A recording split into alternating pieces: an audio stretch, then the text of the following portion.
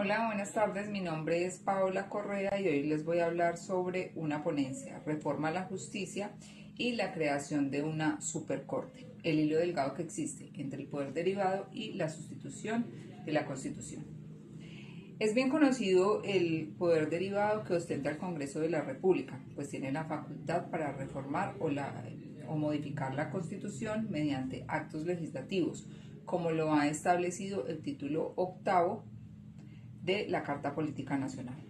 No obstante, su actuación se encuentra limitada por procedimientos, principios y competencias que garantizan el respeto al Estado social de derecho y el equilibrio de los poderes públicos en Colombia. Hoy abordaremos entonces la viabilidad de un proyecto de acto legislativo mediante el cual se propuso eliminar las altas cortes y crear una supercorte, propuesta impulsada en el año 2014 por la senadora Paloma Valencia del Centro Democrático, la cual pasó ante el Senado como el acto legislativo número 19 de 2014. Si bien dicha iniciativa fue archivada por vencimiento de términos, revive el dilema de los alcances y límites del Congreso de la República con los actos legislativos y la línea delgada que existe entre una modificación o enmienda de la Constitución y una sustitución de la misma. Entonces, esta propuesta que tenía, la creación de una supercorte a través del acto legislativo que busca una reforma estructural a la justicia, contemplando entonces la eliminación de las altas cortes como son la Corte Suprema de Justicia, el Consejo de Estado, el Consejo Superior de la Judicatura y por supuesto la Corte Constitucional. De tal manera que una sola corte abarcará las competencias jurisdiccionales,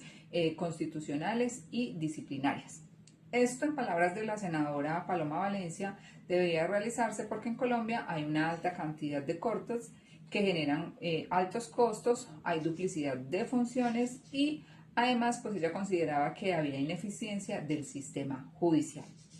Entonces, debemos tener claro que si bien la Asamblea Nacional Constituyente le entregó un poder derivado al Congreso de la República para modificar o enmendar la Constitución mediante actos legislativos, previendo que se presentaran cambios sociales, políticos, económicos, culturales, la modificación o una modificación de esta magnitud puede terminar vulnerando procedimientos que están exigidos tanto por la Constitución de 1991 como por la Ley 5 de 1992.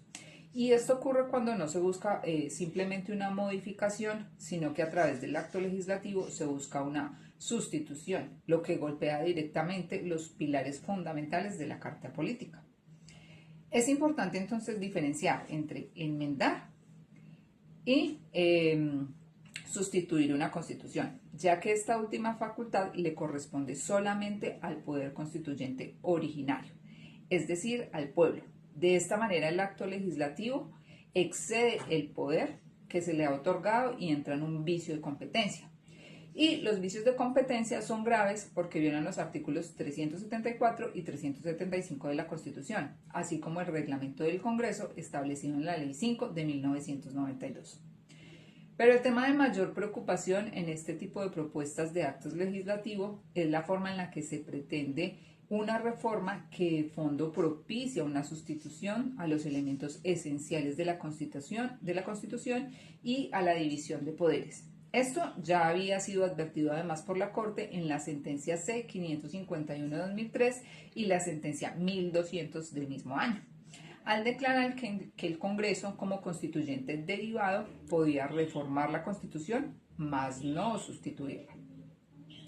Entonces, la creación de una supercorte destruye la estructura actual de la separación de funciones judiciales entre la Corte Constitucional, la Corte Suprema de Justicia, el Consejo de Estado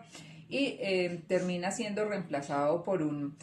único diseño, un único tribunal con competencias concentradas y con miembros que son escogidos por el Congreso, lo que modificaría de manera significativa la división de poderes, la autonomía judicial y, por supuesto, la independencia de la rama judicial, pilares que son esenciales en el orden constitucional. Incluso, si pensáramos en la posibilidad de modificar la rama judicial, ¿Qué podríamos entonces decir de la función constitucional a una sala dentro de una supercorte? ¿O cuál sería el manejo excesivo de concentración de poder en manos de un solo órgano? Y si además en ese órgano se filtran intereses particulares, ¿qué pasaría con el sistema de juzgamiento, por ejemplo, a los altos funcionarios? Estos interrogantes solo pueden responderse de una manera. Todos en cadena apuntarían al debilitamiento de la independencia judicial, buscando un diseño que no permite la autonomía entre los poderes públicos, porque desmonta precisamente ese sistema de frenos y contrapesos y terminaría siendo beneficiada algún particular o una sola rama. En otros casos, los actos legislativos permitieron el desequilibrio de poderes, como lo fue el Acto Legislativo 2 de 2004, que permitió la modificación de la Constitución en su artículo 197 y aprobó la reelección presidencial por una vez, concediéndola en su momento al señor Álvaro Uribe Vélez esa posibilidad de ser elegido. Este antecedente sirvió de trampolín además para que el Ejecutivo presentase la Ley 1354 de 2009, donde convocaba un referendo constitucional y sometía a consideración del pueblo un proyecto de reforma constitucional donde le iba a preguntar a la gente que si quien hubiese sido presidente de la República por 2 años podía ser reelegido únicamente por otro periodo.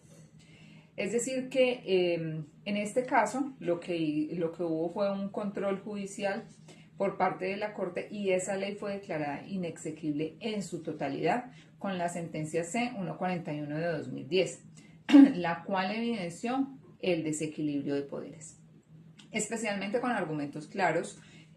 sobre el poder de la conformación de la Junta Directiva del Banco de la República, donde el presidente en su primer periodo nombra 2 codirectores. Al haber una reelección, completa entonces una designación de 4 codirectores. Es decir, que ahí se evidencia que la reelección tuvo efectos directos sobre el fortalecimiento de su poder al interior de la Junta Directiva del Banco de la República. Este ejemplo entonces evidencia la importancia de la división de poderes en la estructura del Estado colombiano y cómo el control judicial que hizo la Corte Constitucional extinguió el poder de un mandatario, que en caso contrario se hubiese podido seguir extendiendo hacia otras ramas del poder público, lo que habría afectado la autonomía, la independencia y el equilibrio de poderes que está diseñado en la Constitución de 1991. Tan grave fue la aprobación de ese acto legislativo en 2004 que para 2015 el Congreso de la República, en una medida de autocontrol político y por medio del acto legislativo 2 de 2015, eliminó la figura de reelección presidencial, dejando el poder al pueblo para que nunca más un acto administrativo, un acto legislativo pueda dar paso a una reelección. Y esto solamente se puede hacer a través de un referendo o una Asamblea Nacional Constituyente. Entonces, si esto ocurrió con un acto legislativo de modificación de una constitución, ¿cuántas consecuencias podría traer la sustitución de una constitución mediante un acto legislativo para la creación de una supercorte? Podemos entonces concluir que esa propuesta de la creación de una supercorte excede los límites del poder constituyente derivado del Congreso de la República,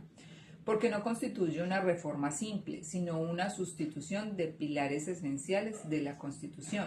y especialmente de la separación de poderes y la independencia judicial. Al concentrar